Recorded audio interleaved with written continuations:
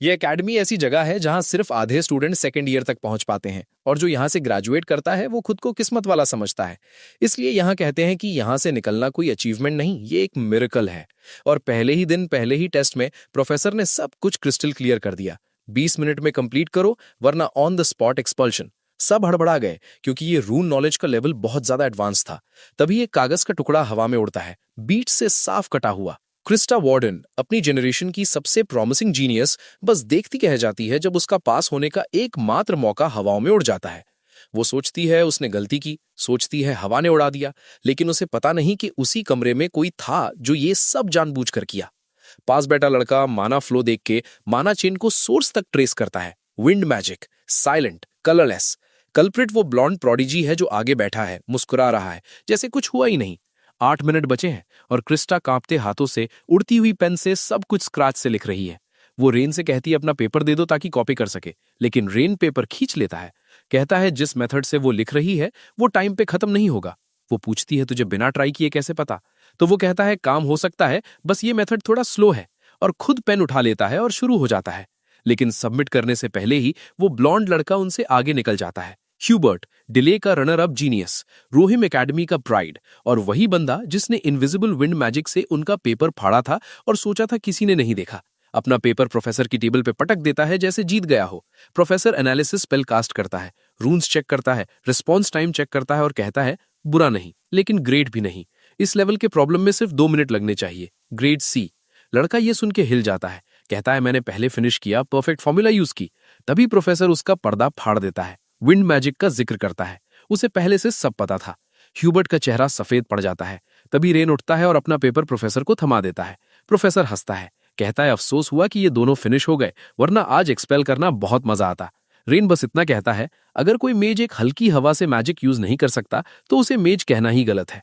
Professor paper लपेट लेता है, मैजिक सर्कल गलत है। गलत मतलब टूटा हुआ नहीं, गलत मतलब अलग।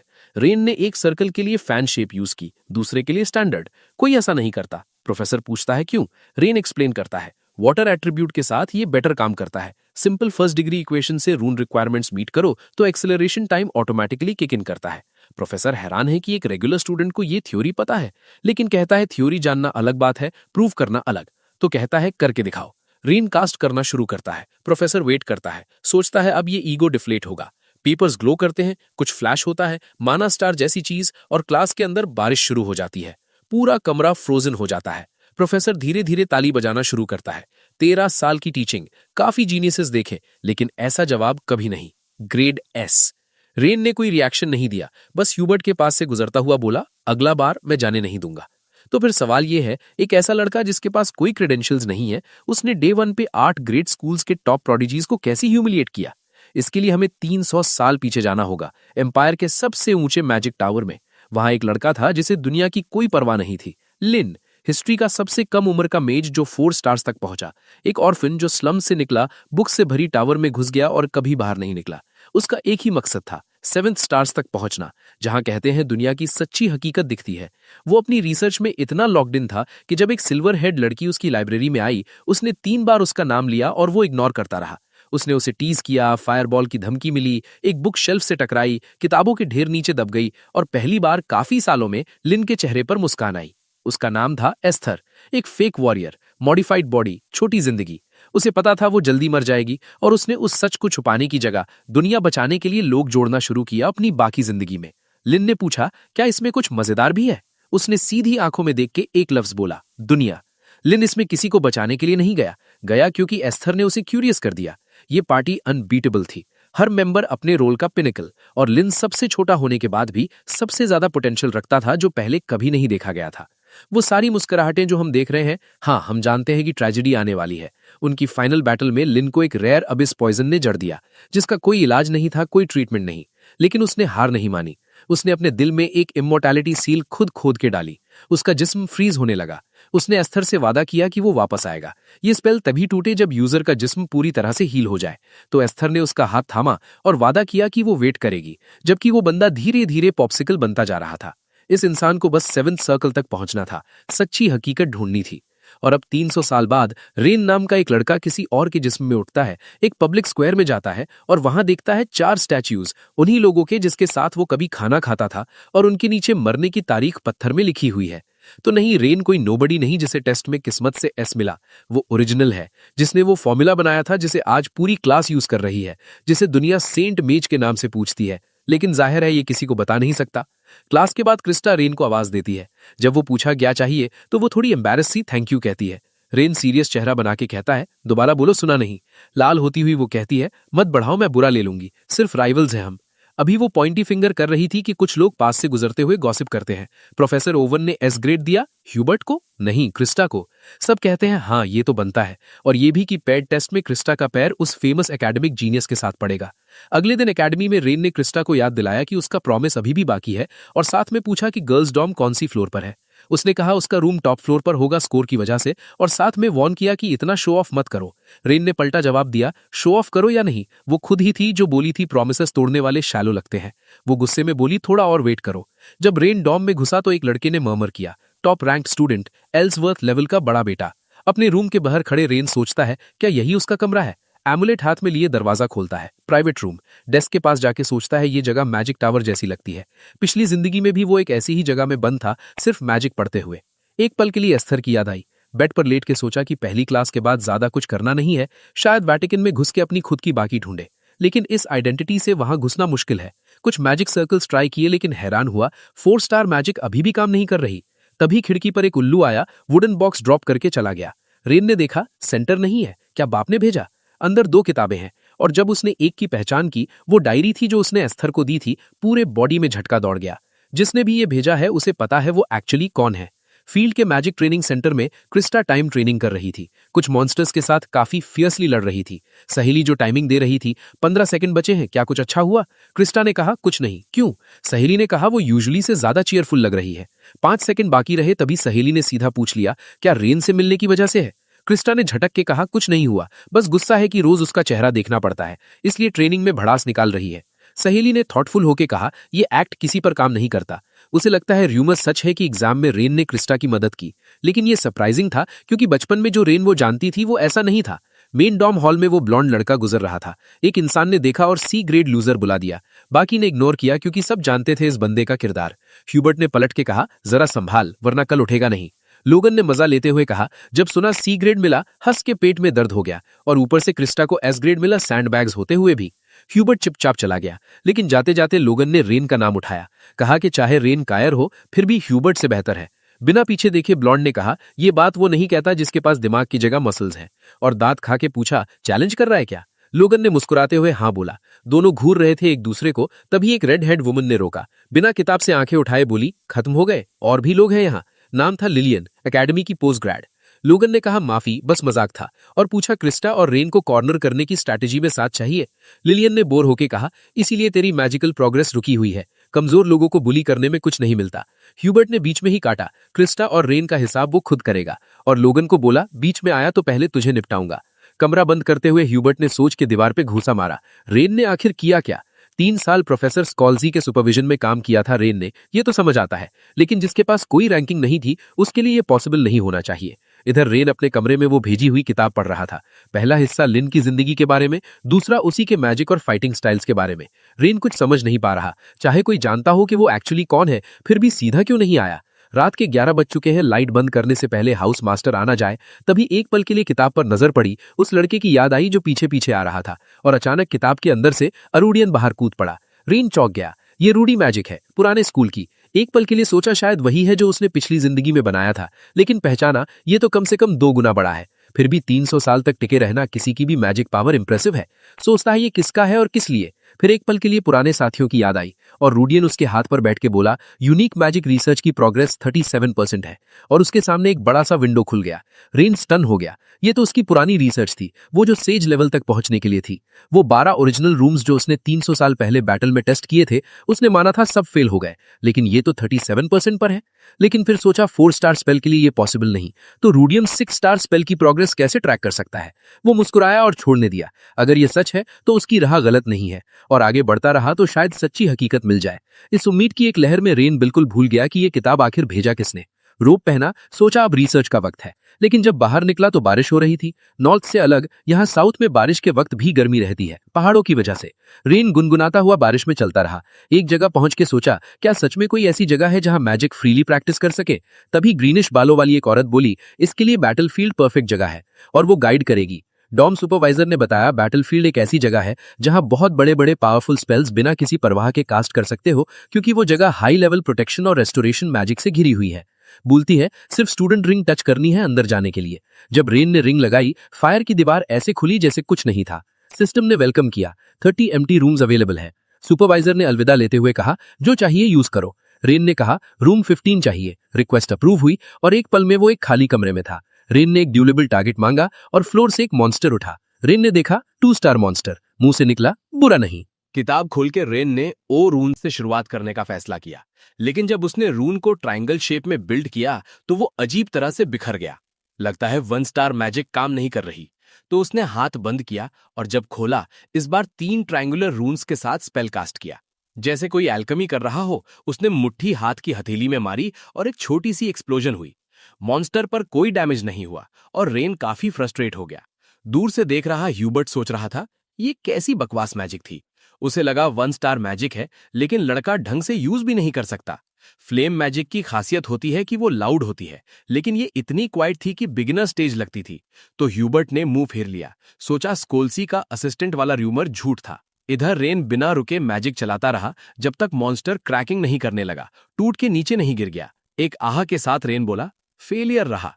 ओ का सिग्नेचर ट्रेट ये है कि फ्लेम टारगेट के अंदर घुस जाती है और अंदर से पिघल देती है।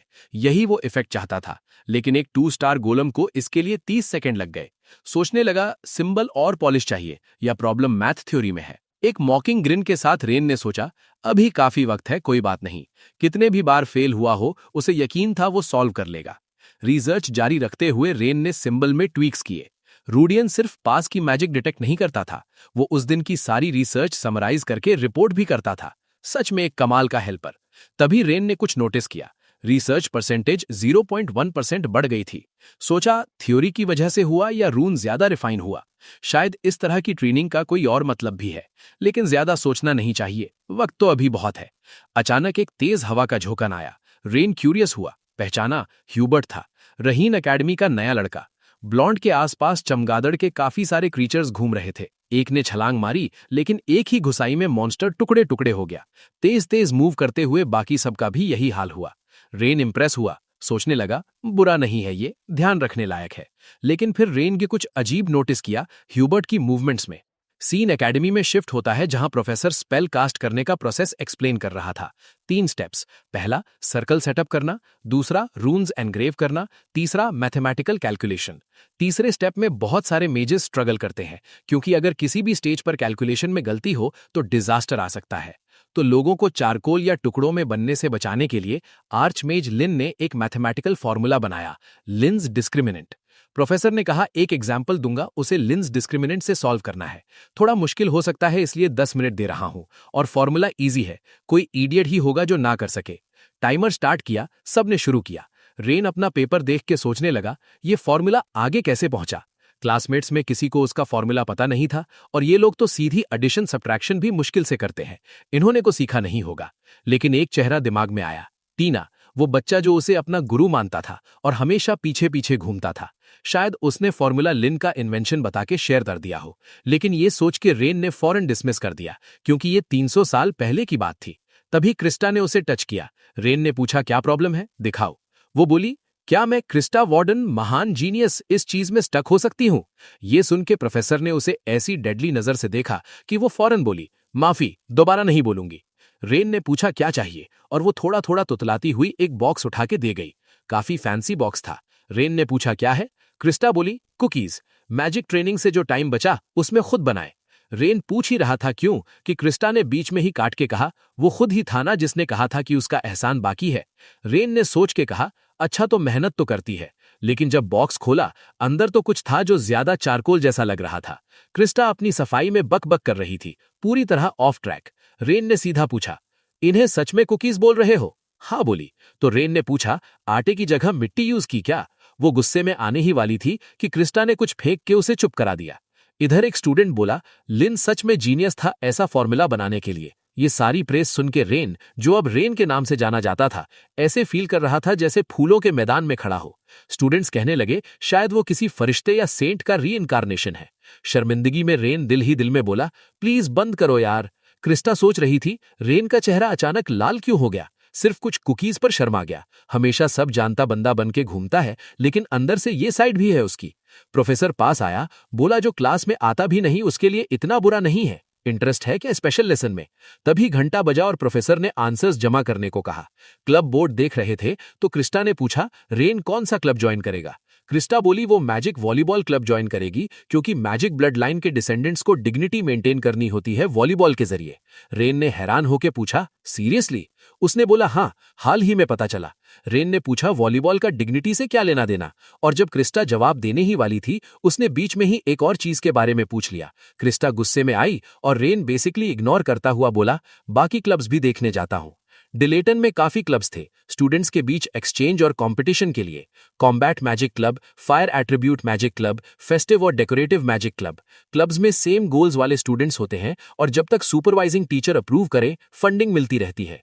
एक ऐसा एनवायरनमेंट जो पर्सनल रिसर्च के लिए परफेक्ट है। काफी इंटरेस्टिंग जगह थी जो रेन देखना चाहता था, लेकिन क्रिस्टा पीछे लगी थी तो कॉन्सेंट्रेट नहीं हो पा रहा था। वो चिल्ला रही थी, मैजिक वॉलीबॉल क्लब ज्वाइन करो। क्या रेन के बाप ने नहीं बताया कि मैजिक ब्लड लाइन वालों को ज्वाइन करना चाहिए? रेन बोला, कोई प्रॉब्लम नहीं। क्यों? क्योंकि बाप उसके फैसलों में दखल नहीं देता। क्रिस्टा की सहेली ने कहा, यह नहीं हो सकता। वॉलीबॉल क्लब एक लेजिट क्लब है, मैजिक ब्लड लाइन की इज्जत के लिए ज्वाइन करना चाहिए। रेन बोला, मैंडेटरी नहीं है। और मैजिक स्कल्पचर क्लब ज्यादा इंटरेस्टिंग लगा। साथ में लोकल मैजिक डेवलपमेंट क्लब भी था। वो पीछे सोचा, पहले जमाने में लोग सिर्फ जिंदगी बचाने के लिए लड़ते थे, फिर धीरे धीरे दुनिया पीसफुल होती गई और लोगों ने वो करना शुरू किया जो उन्हें सच में पसंद था। एस्थर कहती थी कि जब दुनिया बड़ी हो जाएगी तो जरूर खुशहाल बन जाएगी, और वो चाहती थी कि लिन उनकी जिंदगियां प्रोटेक्ट कर सके। गर्ट्रूड ने देखा रेन ख्याल में खो गया है, आवाज दी। अचानक रेन बिना कुछ बोले चलना शुरू हो गया। पूछा कहां? बोला local magic development club. Gertrude confused, क्या रेन को नहीं पता कि magic volleyball basically high class मेज गैदरिंग्स का जरूरी हिस्सा है? आह भर के बोली, लगता है लुइक फैमिली की शान जो 100 सालों से पेज फैमिली से टकराती आई है, रेन के साथ खत्म हो जाएगी। फिर कुछ सोचा, पेज फैमिली की बड़ी बेटी एक इंसिडेंट के बाद गायब हो गई और अब लुइक फैमिली भी गिरी। आंखों में एक चमकती हुई दुश्मनी लेके बोली, अगर ऐसा हुआ तो ये क्रिस्टा की आगाज का परफेक्ट वक्त होगा। मुड़ी तो क्रिस्टा कहीं थी नहीं। हैरान होके बोली, क्या ये भी रेन के पीछे गई? और हाँ, बिल्कुल गर्ट्रूड का शक सही निकला। क्रिस्टा रेन के पीछे हो गई थी। बहाने के तौर पर कह रही थी कि लोकल मैजिक डेवलपमेंट क्लब में इंटरेस्ट है। वहां पहुंचे और जब रेन दरवाजा खोलने ही वाला था, अंदर से झगड़े की आवाजें आईं। एक बंदा बोल रहा था, ये कंडीशंस कबूल नहीं। दूसरा जस्टिफाई कर रहा था क्लब रूल्स के नाम पर, जो ताकतवर है वो सब ले लेता है। वो अहंकारी बंदा लोगन था, अपने यूजुअल लेड बैक एक्सप्रेशन के साथ दूसरे लड़के को बोल रहा था, रूम दे दो। रेन ने पूछा, ये कौन है? क्रिस्टा हैरान होके कहा, चिहाक अकेडमी का जूनियर है, लोगन। रेन ने नाम दोहराया जैसे क्वेश्चन हो। क्रिस्टा ने आहा भर के बताया, मार्शल आर्ट्स पे फोकस करने वाली स्कूल है। लोगन ने टॉन्ट किया, सच में ड्यूअल से सेटल करना चाहते हो? गट्स है? उसने उस लड़के के क्लब को नीचे बिराते हुए कहा, ऐसे क्लब की कोई जरूरत नहीं। लोकल डेवलपमेंट क्लब से किसे मतलब? क्रिस्टा नोजी नेबर की तरह देखते हुए बोली, ये सब कॉमन है क्योंकि क्लब्स को एक्टिविटीज के लिए रूम्स चाहिए, और जब कोई नई क्लब बनानी हो और रूम्स अवेलेबल ना हो तो दूसरी क्लब से रूम लेना पड़ता है। रेन ने पूछा, तो ये मैजिक ड्यूअल से सेटल होता है? क्रिस्टा ने कंफर्म किया, साफ और इफेक्टिव मेथड है।